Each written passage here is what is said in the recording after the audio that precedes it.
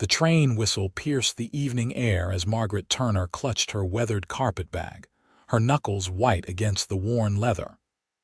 April 1877 had brought unexpected warmth to the Colorado foothills, but Margaret shivered nonetheless, her future as uncertain as the gathering dusk. The small platform of Downieville, Colorado, seemed to sway beneath her feet as she scanned the faces of those waiting, searching for a man she'd never met. Jeremiah Wilson, her husband-to-be, through a mail-order arrangement that had consumed her last pennies and final hopes. "Miss." A station attendant approached, hat in hand. "Everyone's cleared out now. Someone's supposed to meet you." Margaret nodded, though doubt crawled through her like ice water. "Mr. Jeremiah Wilson. Perhaps he's been delayed." The attendant's face fell, pity replacing polite inquiry. "Wilson, you say?" "Jeremiah Wilson from the Double Creek Ranch." "Yes, that's right." The tremor in her voice betrayed her rising anxiety. "Miss, I'm awful sorry to tell you this, but Jeremiah Wilson passed 3 weeks back. Fever took him quick-like." The world tilted around Margaret. 3 weeks. Her letter of confirmation had crossed paths with death itself, and no one had thought to send word. Her 24 years of life marked by orphanhood, servitude, and finally a desperate grasp at happiness seemed to collapse into this single, crushing moment. "I see," she managed, though she saw nothing but the ruin of her plans. Philadelphia was a memory now. She'd sold everything to purchase the train ticket west. Is there a boarding house where I might stay until I can make arrangements?" "Ain't much in Downieville for a lady on her own," the attendant said, discomfort evident in his shifting stance. "I'll see to the lady."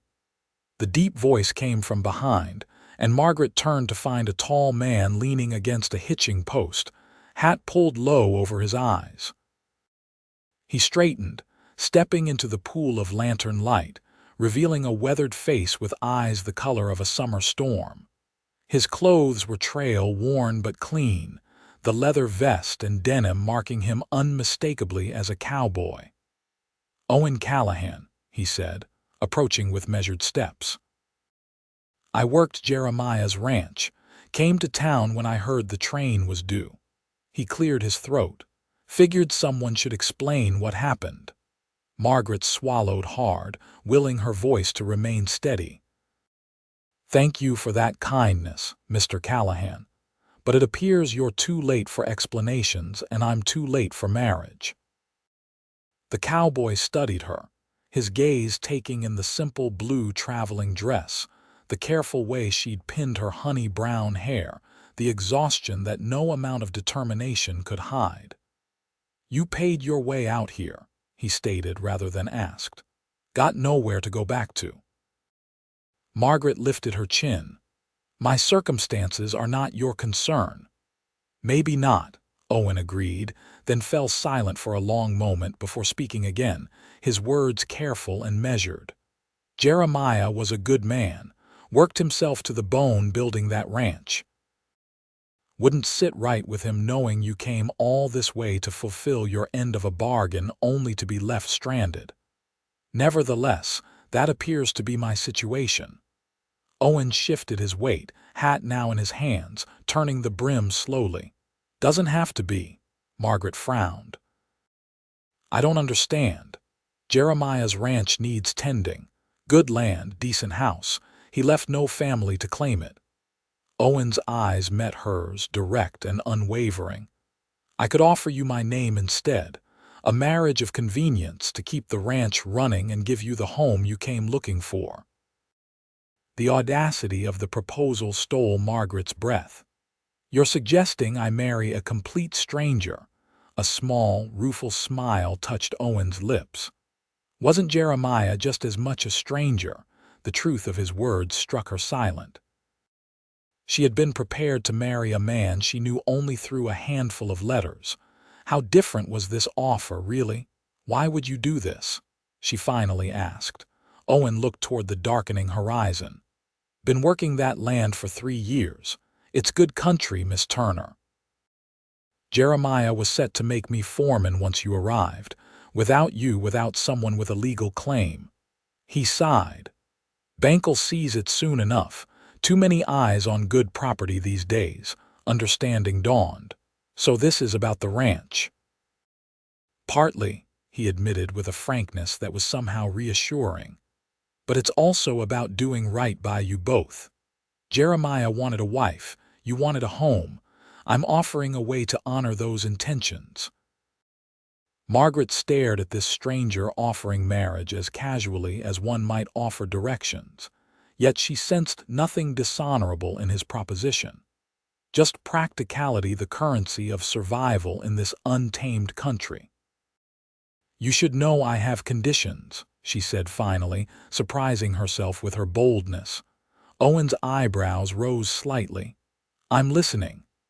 I would expect to be treated with respect. I won't be a possession or a servant. And she hesitated, forcing herself to continue.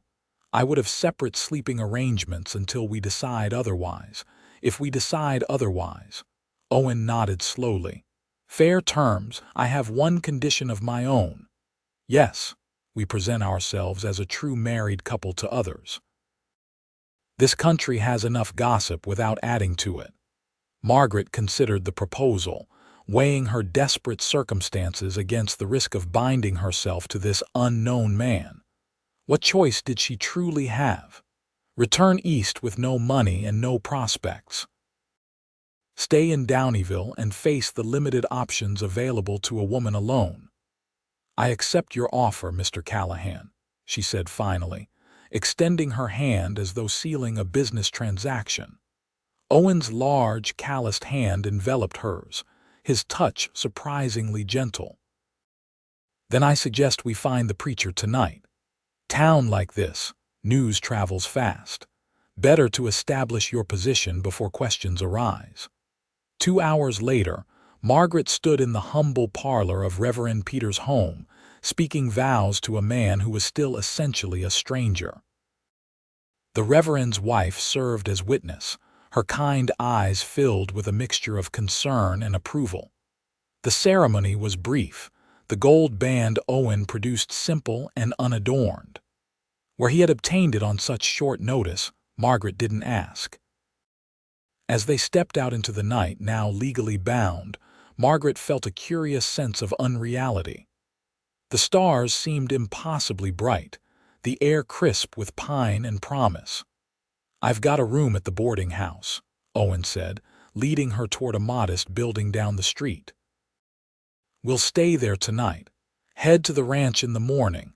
Margaret nodded, fatigue suddenly overwhelming her. Will people question the hastiness of our marriage? Owen helped her up the boardwalk steps. They might. But around here, folks understand that life doesn't always follow a proper timeline. We'll say we corresponded while you were still in Philadelphia, that I worked for Jeremiah and we grew close through letters. When he passed, it seemed natural for us to marry as planned, just with a different groom. His ability to construct such a plausible narrative on the spot both impressed and unnerved her. You're quite adept at fabrication, Mr. Callahan. Owen, he corrected gently. And it's not fabrication so much as reshaping the truth to protect your reputation. Inside the boarding house, the proprietress greeted Owen warmly, her eyebrows rising nearly to her hairline when he introduced Margaret as his wife. To her credit, the older woman recovered quickly, offering congratulations and showing them to a clean, modest room with a single bed. After the door closed behind them, an awkward silence descended. Owen cleared his throat. I'll sleep on the floor. Margaret's exhaustion warred with her sense of fairness. That hardly seems reasonable. The bed is large enough to share if we're careful to maintain boundaries. Owen's expression revealed genuine surprise before he masked it. I gave my word about separate sleeping arrangements. You did, and at the ranch I'll hold you to it. But for tonight, I won't have you sleep on hard boards when there's space enough. He studied her for a long moment, then nodded. I'll stay on top of the covers then. and I'll be gone before first light to arrange for supplies and the wagon." True to his word, when Margaret woke the next morning, Owen was already gone, his side of the bed undisturbed except for the slight impression where he had sat. She dressed quickly in her second-best dress, a practical brown cotton with modest embroidery at the collar, and repacked her meager belongings. Owen returned as she was pinning her hair, knocking politely, before entering with a package in hand. "Thought you might need provisions for the ranch," he said, setting the parcel on the bed. "Some basics: flour, coffee, sugar. And this." He placed a small box beside the larger package. Margaret opened it to find a simple but well-made wedding ring. But the Reverend already provided a band. That was his wife's old ring. Wouldn't be right for you to wear another woman's ring permanently. The thoughtfulness of the gesture touched her unexpectedly. "Thank you." Owen nodded, clearly uncomfortable with her gratitude. "Wagon's ready when you are. It's a 2-hour ride to the ranch." The journey to Double Creek Ranch took them through rolling foothills covered with spring wildflowers and stands of aspen just leafing out in vibrant green. Margaret, despite her apprehension about what lay ahead, found herself captivated by the landscape's rugged beauty. "Is it always this beautiful?" she asked as they crested a rise that revealed a sweeping vista of mountains beyond. Owen, who had been mostly silent during their journey, followed her gaze. "Changes with the seasons. Gets even prettier in fall when the aspens turn gold. Winter's harsh, but there's something clean about the way snow lays over everything. You love it here," she observed. A faint smile touched his lips. "Hard country but honest. What you see is what you get." "Unlike people," Margaret murmured. Owen glanced at her sharply. "You've had reason to distrust." Margaret looked away, unwilling to share the disappointments that had led her to become a mail-order bride. "Hasn't everyone?" He didn't press, turning his attention back to the trail. After a few more miles, he pointed to a distant cluster of buildings nestled in a protected valley. "There it is, Double Creek, named for the 2 streams that join at the south end of the property." As they drew closer, Margaret could make out a modest but solid-looking house, a large barn, several corrals, and a bunkhouse. Cattle dotted the surrounding pastures, and a small garden plot stood ready for planting beside the main house. "It's larger than I expected," she admitted. "Jeremiah had big plans," Owen said, a note of respect in his voice. "Started with nothing 5 years ago, built most of it himself with some help from me and a couple other hands after I signed on. And now it's—" Margaret trailed off, uncertain how to define what the ranch had become. "Ours," Owen finished simply. "At least on paper. Still have to make it work." The wagon pulled up to the house, and Owen set the brake before coming around to help Margaret down. As her feet touched the ground, the reality of her situation struck anew. This was her home now. This stranger was her husband. Somehow, she would need to build a life from these improbable beginnings. The house interior surprised her with its tidiness. Though sparse in furnishings, the main room held a sturdy table with chairs, a stone fireplace, and a rocking chair beside a window that caught the afternoon light. A doorway led to what appeared to be a bedroom, and a lean-to kitchen extended from the back. "Jeremiah built it to last," Owen explained, setting down her carpet bag. "Added the second bedroom last year in preparation for—" He cleared his throat. "Well, for when you arrived." Margaret moved through the space, trailing her fingers across the smooth, plain table. "It's a fine home." "Needs a woman's touch," Owen said, then colored slightly. "That's what Jeremiah always said, not meaning any disrespect. None taken." Margaret smiled faintly. "A home should reflect those who live in it. This one shall soon reflect us both, I suppose." Owen nodded, relieved by her understanding.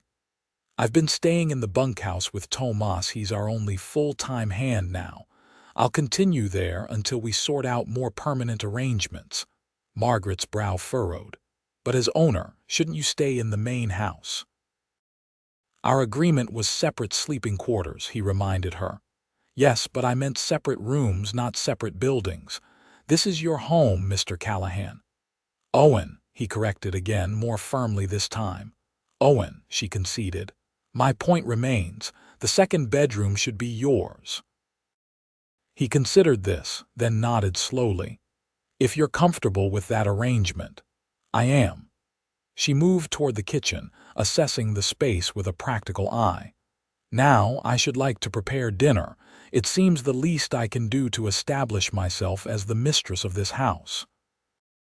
Owen's expression softened slightly. I'll bring in your supplies and draw fresh water. Tomas will be back from the north pasture by sundown. He should meet the new Mrs. Callahan. After he left, Margaret allowed herself a moment of quiet contemplation. 24 hours ago, she had been on a train bound for a future with a man she'd never met. Now she stood in that man's house as the wife of his former employee, trying to make sense of the strange turn her life had taken. Yet as she unpacked the provisions Owen had purchased and familiarized herself with the kitchen, a curious sense of rightness began to settle over her. Perhaps it was simply relief at having avoided destitution. Or perhaps it was the tangible solidity of the house itself. But Margaret found herself believing that this unlikely arrangement might actually work. She was frying salt pork and preparing biscuits when Owen returned with a young Mexican man he introduced as Tomas Reyes. The hand was respectful but clearly curious, his dark eyes taking in the unexpected presence of a woman in the house. It is good Senor Wilson's bride came despite the sad news, Tomas said, his English accented but clear. Better still that she found happiness with the foreman. Owen shot Margaret a meaningful glance, and she realized this was their first test of the fiction they'd created. Yes, she said, summoning a smile. Owen and I corresponded while I was still in Philadelphia. When the terrible news about Mr. Wilson reached us, Owen suggested we might still have a future together. Tomas nodded, seemingly satisfied. The ranch needs a woman's care. And a boss who knows the land. Over a simple but hearty dinner, Margaret learned more about the ranch operations. Double Creek ran 200 head of cattle, with ambitions to double that number within 2 years. The property spanned nearly 1,000 acres, with water rights that made it particularly valuable in this semi-arid region. Jeremiah was smart, Owen explained. Bought land when others thought it too remote. Now the railroad's within 20 miles and beef prices are climbing. Will we be able to manage? Margaret asked, surprising herself with the genuine concern in her voice. Owen's eyes met hers across the table. Together. Yes, I believe we will.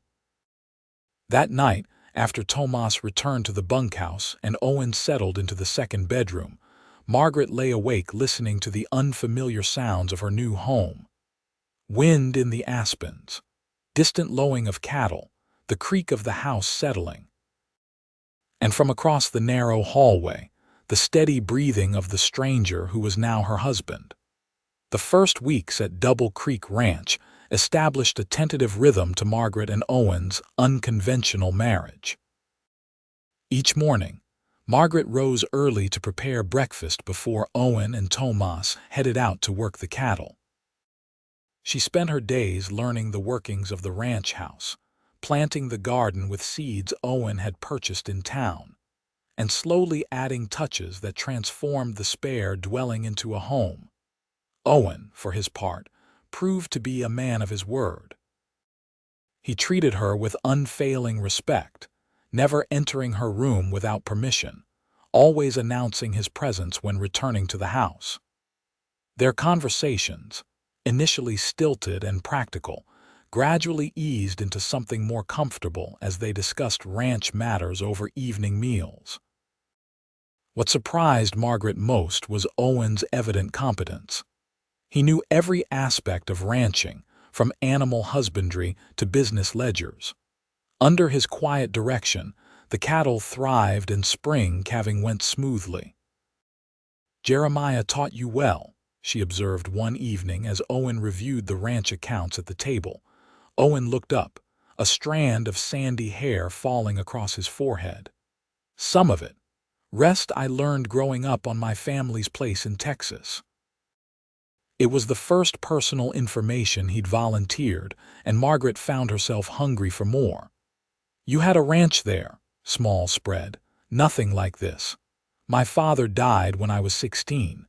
Drought took the rest 2 years later." His expression remained neutral, but Margaret sensed the old pain beneath his words. "I'm sorry," she said softly. Owen shrugged. "Made me who I am, taught me to prepare better, work harder." "Is that why you came to Colorado?" "Partly. Wanted land with reliable water. Came up with a cattle drive in '72, liked what I saw, stayed on. Met Jeremiah in '74 when he was looking for experienced hands." Owen hesitated, then added, "He was a good man, fair, had vision." "I wish I could have known him," Margaret said truthfully. Owen studied her for a moment. "You would have suited each other, I think. He spoke highly of your letters, said you had a practical mind but a gentle heart." Heat rose to Margaret's cheeks at this unexpected insight. "I tried to be honest in my correspondence. It seemed wrong to present oneself as something other than what one truly is." "And what are you truly, Margaret Turner Callahan?" Owen asked, his voice low and curious. The question caught her off guard. What was she, beyond the roles life had assigned her? Orphan, maid, mail-order bride. And now, wife in name only. "I'm still discovering that," she answered finally. "But I know I'm someone who keeps her promises and works for what she wants." Owen nodded slowly. "Fair assessment." The conversation might have ended there, but Margaret found herself wanting to maintain this rare moment of personal connection. "And you, Owen Callahan, who are you beyond a capable rancher?" A ghost of a smile touched his lips. "Man of few words, many thoughts. Better with animals than people, generally speaking." "Yet you've been remarkably patient with me," Margaret observed. "You're easy to be patient with," he replied simply. The comment, delivered without flattery or expectation, warmed something in Margaret's chest. Before she could respond, however, they were interrupted by the sound of approaching horses. Owen rose immediately, hand moving instinctively to the revolver he kept on a high shelf when indoors. "We're not expecting visitors." Margaret followed him to the door, anxiety fluttering in her stomach. In the fading light, she could make out 3 riders approaching the house. "Perkins," Owen muttered, his posture tightening, "and his boys." "Who are they?" Margaret asked, but before Owen could answer, the men drew up in front of the house. The leader, a heavy-set man with a florid face partially hidden by an unkempt beard, dismounted with surprising agility for his size. He removed his hat with exaggerated courtesy. "Evening, Callahan. Heard there was cause for congratulations." His small eyes shifted to Margaret, lingering in a way that made her skin crawl. This must be the new Mrs. Callahan. Owen moved subtly, positioning himself between Margaret and the visitors. "What brings you out this way, Perkins?" Neighborly visit. Perkins grinned, revealing tobacco-stained teeth. "Wanted to pay my respects to the widow, or should I say the new bride." Margaret felt Owen tense beside her. "Mrs. Callahan and I would appreciate your respects at a more convenient hour," he said, his voice level but cold. "Now, that ain't hospitable," Perkins said, his smile fading. "Especially considering we got business to discuss, about those water rights Jeremiah was so stubborn about." Understanding dawned on Margaret. This was about the ranch's most valuable asset. Owen's voice hardened further. "Those rights belong to Double Creek. Nothing's changed." "Everything's changed," Perkins countered. "Jeremiah's dead, and you're just a hired hand playing at being owner." "You're mistaken," Margaret interjected, stepping forward despite Owen's protective stance. "My husband is the legal owner of this property, as recorded in the county offices." Perkins' eyes narrowed. "Mighty convenient marriage, wouldn't you say, boys?" His companions murmured agreement, almost like it was arranged to keep the property out of more deserving hands. "Our marriage is none of your concern," Owen stated flatly. "Nor are our water rights." Perkins stepped closer, and Margaret could smell the whiskey on his breath. "Water flows downhill, Callahan, onto my land. Nature says it should be mine. The law says otherwise." A tense silence stretched between the men, broken only when Perkins abruptly laughed. "Well, we'll see what the law says when all's said and done. Might be Judge Harmon sees things my way." "Judge Harmon is an honest man," Owen replied. "Every man has his price," Perkins countered. He turned his attention back to Margaret, his gaze openly appraising now. "Seems like you found yours, madam. Wonder what else might be for sale at Double Creek." Owen's hand moved toward his revolver, but Margaret grabbed his arm, sensing the dangerous precipice they stood upon. "Mr. Perkins," she said firmly, "my husband has asked you to leave. I suggest you do so before this conversation becomes something neither of us can control." Something in her calm, unflinching tone seemed to register with Perkins. After a moment, he jammed his hat back on his head. "We'll continue this discussion another time," he said, mounting his horse. "When cooler heads prevail." The three men rode off, Perkins' laughter floating back on the evening breeze. When they were out of sight, Margaret released the breath she'd been holding. "That man is trouble." "More than you know," Owen confirmed, closing the door firmly. "He's been trying to get Jeremiah's water rights for 2 years. Without them, his property is worth half what ours is." "Will he really go to the judge?" Owen's expression was grim. "He might try. But our marriage is legal and the property transfer is solid." "But he suspects the truth," Margaret said quietly, "that our marriage is one of convenience, not love. Suspicion isn't proof." Owen moved to the fireplace, adding a log to the dying embers. "But we'll need to be careful. Present a united front." Margaret sat in the rocking chair, suddenly weary. "I never expected marriage to involve land disputes and threatening neighbors."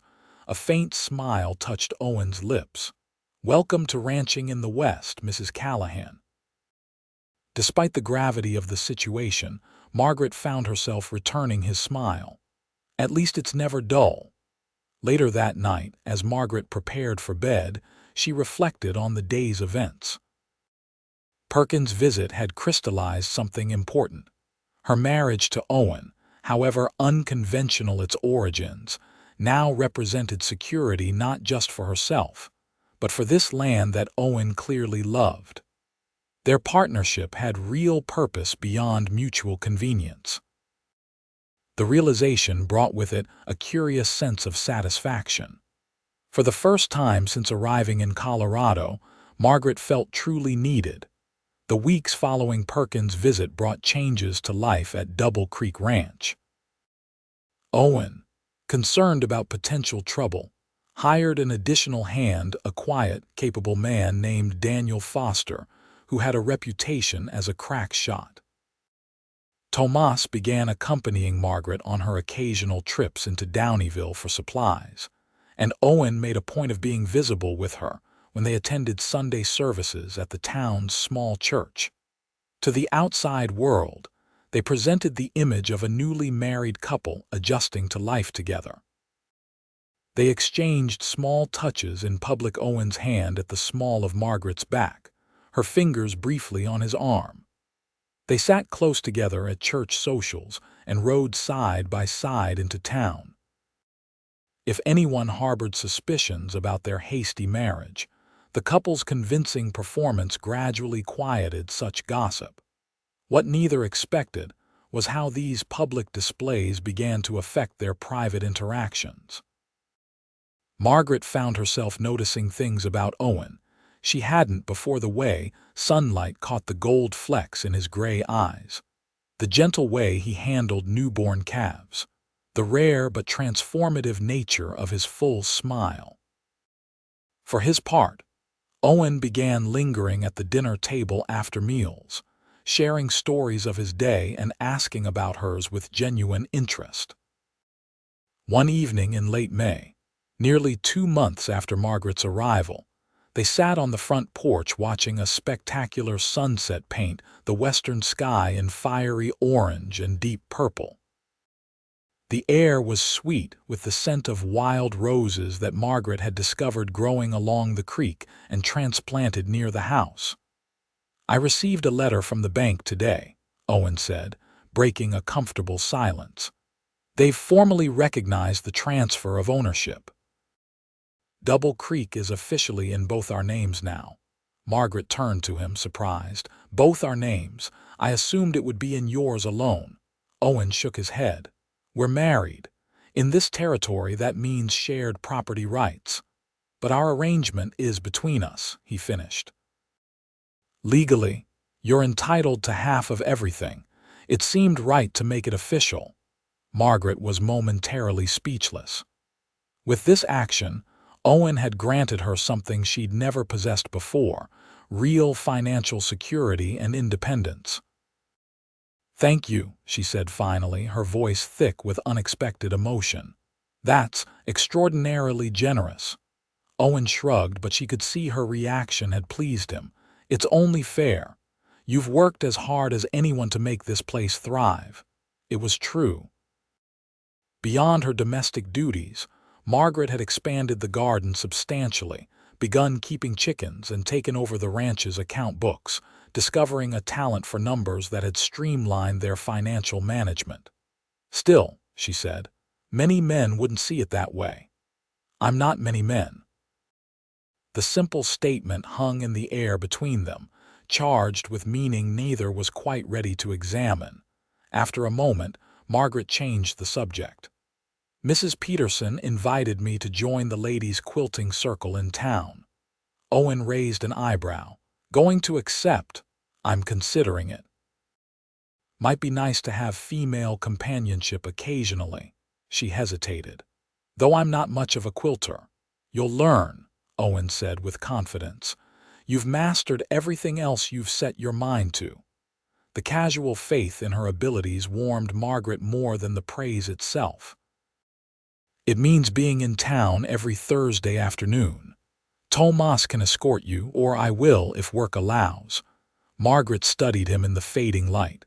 "You've never asked about my life before, in Philadelphia." The non sequitur surprised him, but he answered readily. "Figured you'd share when you were ready." "I was a lady's companion," she said quietly. "After my parents died of influenza when I was 16, I had no other family, no inheritance. The position provided room and board, but little else." Owen listened attentively, his expression encouraging her to continue. Mrs. Winslow was elderly and demanding. Not cruel, but not kind either. When she passed last year, her son made it clear my services were no longer required. Margaret's fingers twisted in her lap.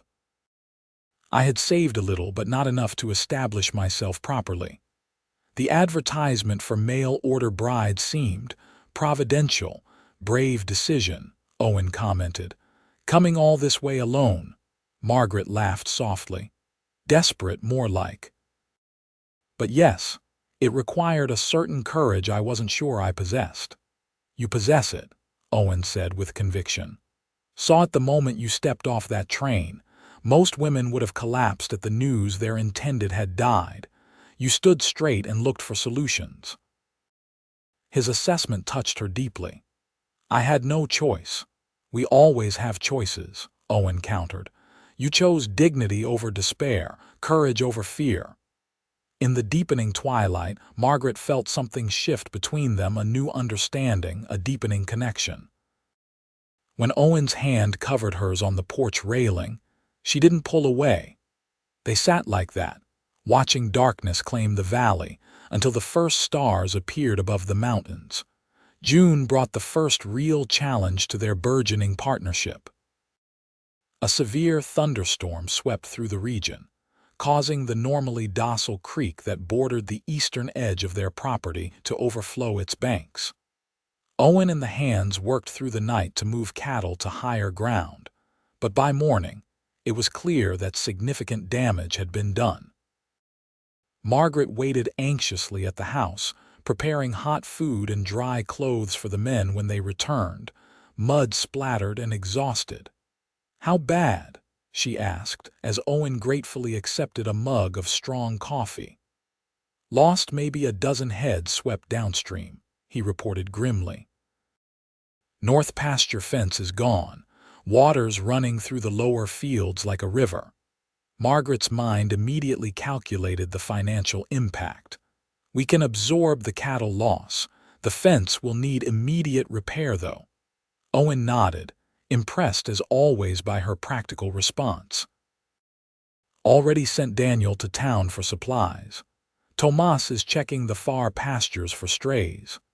"And the water rights?" Margaret asked, voicing the concern she knew would be foremost in Owen's mind. His expression darkened. "Creek's changing course. Cutting a new channel that runs further onto our land, away from the property line with Perkins." "Is that good or bad?" "Good for us, bad for him. He'll have even less access to water now." Owen ran a hand through his damp hair. "He won't take it well." Margaret began preparing a plate of food for him. "Will he have grounds to challenge our rights?" "Doubt it. Natural disaster changes watercourses sometimes. Law generally recognizes that." Owen accepted the plate with a grateful nod. "But Perkins isn't known for respecting the law when it doesn't suit him." Before Margaret could respond, the door burst open, and Tomas rushed in, dripping wet and breathing hard. "Riders coming," he reported. "Perkins and 6 men, armed." Owen was on his feet instantly. "Margaret, get my rifle from the bedroom. Tomas, take position by the barn." Margaret hurried to retrieve the Winchester repeater Owen kept loaded but secured on a high shelf. By the time she returned, Owen had buckled on his gun belt and was peering out the window. "Here," she said, handing him the rifle. "What's the plan?" Owen gave her a quick, surprised look, perhaps at her calm demeanor in the face of potential violence. "Get you somewhere safe, for starters." "This is my home too," Margaret reminded him. "I'll not hide while you defend it alone." Before Owen could argue, the sound of approaching horses announced their visitors. He handed Margaret his revolver. "Stay behind me then. Know how to use this. Point and pull the trigger," she said, accepting the weapon with steady hands. "I'm a quick study." Despite the tension of the moment, Owen's mouth quirked in a brief smile. "That you are, Mrs. Callahan." They stepped onto the porch together as Perkins and his men drew up in the muddy yard. Unlike their previous visit, there was no pretense of civility. Perkins's face was mottled with rage, his eyes bloodshot. "Your damn creek just wiped out half my grazing land," he shouted without preamble. "Water's flowing nowhere near my property line now." Owen kept the rifle lowered but ready. "Nature's work, not mine, Perkins." "Convenient nature," Perkins snarled. "Just like your convenient marriage. State your business and move on," Owen replied evenly. "We've got storm damage to repair." Perkins dismounted, splashing into a puddle. "My business is simple. You're going to sign over those water rights today, or we're going to have a serious problem." "Not happening," Owen stated flatly. "Then we've got a problem." Perkins signaled to his men, who spread out in a loose semicircle, hands hovering near their weapons. Margaret stepped forward, surprising both men. "Mr. Perkins, surely there's a reasonable solution here. Perhaps we could discuss diverting some water flow to your property." Perkins's eyes narrowed suspiciously. "What kind of diversion?" "A controlled one," Margaret suggested, thinking quickly. One that would provide you with adequate water without compromising our rights. My husband is quite skilled at irrigation systems. Owen shot her a questioning glance, but Margaret continued confidently. It would benefit us both. You'd have guaranteed water access. We'd maintain our legal rights, and the county wouldn't have to involve itself in an ugly dispute. Perkins appeared momentarily thrown by this unexpected offer. Why would you do that? Because neighbors should help neighbors, Margaret replied smoothly. And because endless feuding profits no one. A tense silence followed as Perkins considered her words. Finally, he spat into the mud. I want to see a plan by the end of the week, if it's not satisfactory. He left the threat hanging. Friday, Owen agreed, his tone making it clear this was his final offer. Now clear off my land. After Perkins and his men departed, Owen turned to Margaret with newfound respect in his eyes. That was quick thinking. Can you actually create such a diversion? Owen nodded slowly. With enough labor, yes. It'll cost us, but less than a range war would. Then it was worth the promise. Margaret handed him back his revolver. Besides, making an enemy of our nearest neighbor seems unwise when we're trying to build something here. Owen holstered the weapon, studying her with open admiration now. You continue to surprise me, Margaret Turner Callahan. Is that a good thing? The best thing, he replied softly. That night, for the first time since their marriage, Owen kissed her. It happened naturally, almost inevitably, as they stood in the kitchen after a long day of storm cleanup. Margaret was tending to a small cut on Owen's hand when she looked up to find him watching her with an intensity that made her breath catch. I've never met anyone like you, he said quietly. Brave and smart and beautiful. Before Margaret could respond, he leaned down and pressed his lips gently to hers. The kiss was brief, almost tentative, but it sent warmth cascading through her entire body. When Owen pulled back, his eyes searched hers for any sign of rejection or regret. Finding none, he smiled a rare, full smile that transformed his weathered face. Been wanting to do that for weeks now, he admitted. Margaret touched her fingers to her lips, surprised by how natural the kiss had felt. I think I've been wanting you to, she confessed. Owen brushed a strand of hair from her face, his calloused fingertips surprisingly gentle against her skin. This isn't just about the ranch for me anymore, Margaret. Hasn't been for a while. For me either, she whispered. They didn't speak of love that night. It seemed too soon, too fragile a thing to name. But when Owen bid her good night at her bedroom door, his kiss was longer, deeper, filled with promise. And for the first time, Margaret felt a twinge of regret as she closed the door between them. The summer months transformed Double Creek Ranch. Under Owen and Margaret's joint stewardship, the property flourished despite ongoing tensions with Perkins. The water diversion project had proceeded as promised, providing their neighbor with sufficient access while legally protecting their rights. Though Perkins remained surly and suspicious, open hostility had been replaced by grudging coexistence. More significantly, the relationship between the ranch's owners had undergone its own transformation.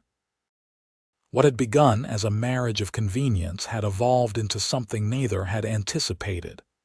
A deep, genuine partnership built on mutual respect, shared purpose, and growing affection. They still maintained separate bedrooms, but their evenings were spent in conversation that stretched late into the night. They exchanged casual touches that lingered longer each time, and their kisses, once rare and tentative, had become a cherished part of their daily lives. By August, Margaret had fully embraced her role as mistress of Double Creek. She had established relationships with the townspeople of Downieville, joined the ladies' quilting circle, where her practical stitches were gently critiqued, but her fresh ideas warmly welcomed. and become known for the quality of her preserves and baked goods at the monthly church socials. More importantly, she had found purpose and belonging in this wild country that had initially seemed so foreign to her Philadelphia sensibilities. She loved the rhythm of ranch life, the changing seasons, the satisfaction of seeing their herds grow strong under their care. And increasingly, undeniably, she loved Owen Callahan. The realization didn't come as a sudden epiphany, but rather as a gradual certainty that settled into her heart like a familiar weight. She loved his quiet strength, his unwavering integrity, his gentle consideration of her thoughts and needs. She loved how he respected her intelligence and valued her contributions to their shared enterprise. What she couldn't determine was whether Owen's feelings matched the depth of her own. He clearly cared for her, desired her even, but he remained reserved about his deeper emotions. The question resolved itself on a warm evening in late August. They had spent the day in Downieville, selling some cattle and purchasing supplies for the coming fall. The business had gone well, fetching better prices than expected, and they had celebrated with dinner at the town's only restaurant, a rare luxury Margaret particularly enjoyed. During the ride home, with the sunset painting the mountains in spectacular hues, Owen had seemed unusually contemplative, responding to Margaret's observations with distracted nods and brief comments. As they approached the ranch, he suddenly reined in his horse. "Something wrong?" Margaret asked, pulling her mount alongside his. Owen turned to her, his expression uncharacteristically vulnerable. "I need to ask you something." "Of course," she replied, concern threading through her voice. "What is it?" He dismounted, then helped her down from her horse. Taking her hands in his, he looked directly into her eyes. "When we married, it was for practical reasons. You needed security, I needed to keep the ranch." His thumbs traced small circles on her palms. "But things have changed, at least for me." Margaret's heart quickened. "For me as well. I want to ask if you'd consider making this marriage real in every way." Owen's voice was steady, but Margaret could feel the slight tremor in his hands. "Not just on paper or in public, but between us. Completely." The significance of his question was unmistakable. He was asking not just about physical intimacy, but about transforming their arrangement into a true marriage of hearts. "Are you asking if I love you, Owen Callahan?" Margaret asked softly. A flush crept up his neck. "I suppose I am, and if you might want to be my wife in more than name." Margaret reached up to touch his face, her fingers tracing the line of his jaw. "I already am," she whispered. "In my heart I have been for some time now." The joy that lit Owen's eyes nearly took her breath away. "Is that a yes?" "Yes," Margaret confirmed, rising on her toes to press her lips to his. "Yes to everything." That night, Margaret's bedroom door remained open, and Owen crossed the threshold that had separated them for nearly 6 months. Their coming together was tender and unhurried, a natural culmination of the trust and affection that had grown between them. Afterward, as they lay entwined in the darkness, Owen finally spoke the words Margaret had longed to hear. "I love you," he murmured against her hair. "Probably have since that first day at the train station when you faced disaster with your chin up and eyes clear." Margaret nestled closer into his embrace. "I think I began to love you when you offered me your name without asking anything in return." Owen's chuckle rumbled against her cheek. "Not entirely true. I wanted the ranch. And now I just want you," he said simply. "The ranch, the cattle, the land, they're important, but you're essential." In the months that followed, Double Creek Ranch continued to prosper under their unified leadership. With their marriage now complete in every sense, they worked with renewed purpose and shared joy in their accomplishments. October brought the cattle drive to the railhead, resulting in their most profitable sale to date. The earnings allowed them to purchase additional breeding stock and hire a third full-time hand, easing the workload and enabling further expansion. Winter settled over the valley in November, bringing snow that transformed the landscape into a glittering wonderland. The shortened days meant more time indoors, which Owen and Margaret spent planning for the coming year and enjoying the simple pleasure of each other's company. It was during one of these quiet evenings, as Margaret mended by the fire while Owen cleaned his rifle, that she shared news that would forever change their lives. "I believe we'll need to convert the storage room into a nursery come summer," she said casually, not looking up from her stitching. Owen's hand stilled on the rifle barrel. "A nursery?" Margaret finally raised her eyes to meet his, a small smile playing at her lips. "For our child. I'm fairly certain I'm with child, Owen."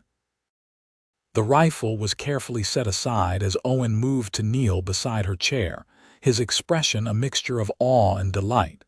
"You're sure?" "As sure as I can be without the doctor's confirmation. I've been feeling different for weeks now." Owen's hand gently covered her still flat abdomen, his touch reverent. "Our child," he repeated, wonder in his voice. "A baby at Double Creek." "Are you pleased?" Margaret asked, though his reaction left little doubt. "Pleased doesn't begin to describe it," he answered, pulling her into a gentle embrace. "Overjoyed, terrified, grateful," Margaret laughed, tears of happiness pricking her eyes. "That summarizes my feelings exactly." Owen pulled back to look at her, his expression suddenly serious. "I need you to know something, Margaret. This life we've built, it's more than I ever dared hope for. You coming to Downieville may have started as Jeremiah's plan, but it turned out to be my blessing." "And mine," Margaret assured him, linking her fingers with his.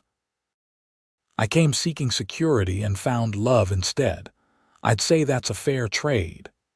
"The best trade," Owen agreed, sealing the sentiment with a kiss. Spring arrived at Double Creek Ranch with an explosion of wildflowers and new life. Calving season brought dozens of new additions to their growing herd, and Margaret's expanding waistline was a daily reminder of their own impending blessing. In May 1878, exactly 1 year after Margaret had stepped off the train in Downieville, she gave birth to a healthy son they named William Jeremiah Callahan, honoring both Owen's father and the man whose death had inadvertently brought them together. As Margaret held their son in the bedroom that was now thoroughly theirs, with Owen seated proudly beside them, she reflected on the strange, wonderful journey that had led to this moment. "He has your eyes," she observed, tracing a gentle finger over the baby's downy head. "And your determination," Owen replied with a smile, noting how the infant gripped his offered finger with surprising strength. "Already stubborn. A necessary quality for surviving in this country," Margaret pointed out. "Like his father." Owen's gaze softened as he looked from their child to her face. "And his mother, the mail-order bride who arrived for one man and saved another." Margaret smiled, remembering that fateful day on the train platform. "I was so frightened then, so uncertain of the future. And now?" Owen asked, though he already knew the answer. "Now I'm home," Margaret said simply, "with the family I was always meant to find." Outside their window, Double Creek Ranch stretched in all directions, a testament to their shared labor and love. The creek that had once threatened to divide them from their neighbor now nourished their land through carefully constructed irrigation channels. The cattle grazed peacefully in green pastures, and the garden Margaret had planted that first spring now flourished with vegetables and herbs. It was not the life Margaret Turner had imagined when she left Philadelphia as a desperate mail-order bride. It was immeasurably better. As dusk settled over the Colorado foothills, Owen Callahan sat beside his wife and newborn son. overcome with gratitude for the twist of fate that had brought Margaret to Downieville on that spring evening. What had begun as a practical arrangement, a marriage of convenience between strangers, had blossomed into the deepest love either had known. Outside, the first stars appeared above the mountains, witnesses to the remarkable journey that had transformed two solitary souls into a family, bound not by necessity but by choice, not by circumstance but by love. Double Creek Ranch had found its heart, and Owen and Margaret Callahan had found their home in the land, in their shared purpose, and most of all in each other.